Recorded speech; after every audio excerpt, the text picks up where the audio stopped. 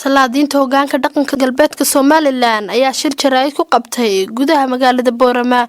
waxaana shirkaasi kala soo qayb galay wasiiru dawladda gaashaandhigga Somaliland iyagoo shirka jaraa'id kaga hadlayay saddex qodob oo kamid ah xaaladda abaareed ee sii fidaysa iyo shacabka Somaliland inay qaataan kaarka doorashooyinka sidoo kale salaadiinta gobolada galbeedka Somaliland ay taageero u hayaan Suldaan Cabdiraxmaan Jaamac Dawal salaadiinta oo hadallo iska daba qaatay waxa hadalladoodii kamid ahaa bariyaan ay abaarta Ilaahay gacmaha hoos qabsadaan baan faraynaa in ay ka qayb galaan diiwaangelintii bisha 20-keega iyo la keenaya qofka warqadda kaarka qaadan waayay cidna wax ugu filo inay qaataan waraqaha kaarka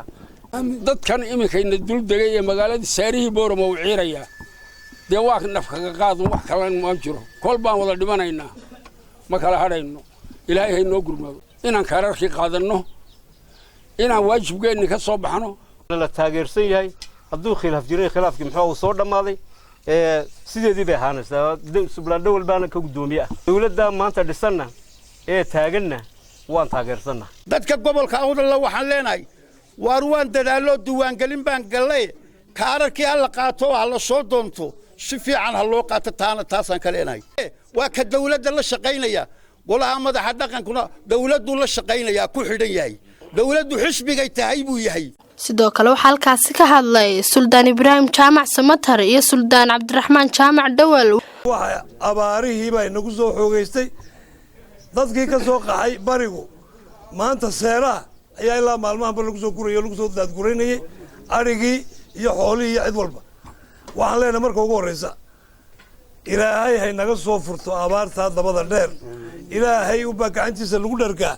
Ilaahay u baa nicmadiisa raxmadiisa lagu dharkaay Ilaahay waxaan leenahay Ilaahay inuu naga soo furto abaarta waxaynu ognahay in gobolada Awdal iyo Saaxil laga bilaabayo hadii la bisha 9-keeda in la bixiyo kaararkii diiwaangelintii aynu galay ee dadweynaha reer Somaliland ay galeen ay ku dooran doonaan madaxweyne ku xigeenka iyagu markaa diyaarka u yihiin gobolada galbeedka Somaliland gaar ahaan Awdal iyo Salal oo ay imaga ka bilaabmayso inay u diyaar garoobaan oo nin waliba meeshii uu kaarka ka qaatay uu ku diyaar garoobo si ay u noqoto tiradii gobolka ee la soo sheegay aanay u dhinmin ku boorinayna dadka 29 bishan afraad ku jirno kaarashi baa la qaadanaya waxaan leenahay qof walba kaarash ha qaato baa la bedeli karaa koob iyo 30 kan baa bedeli karaa haddaan sida u socon waayo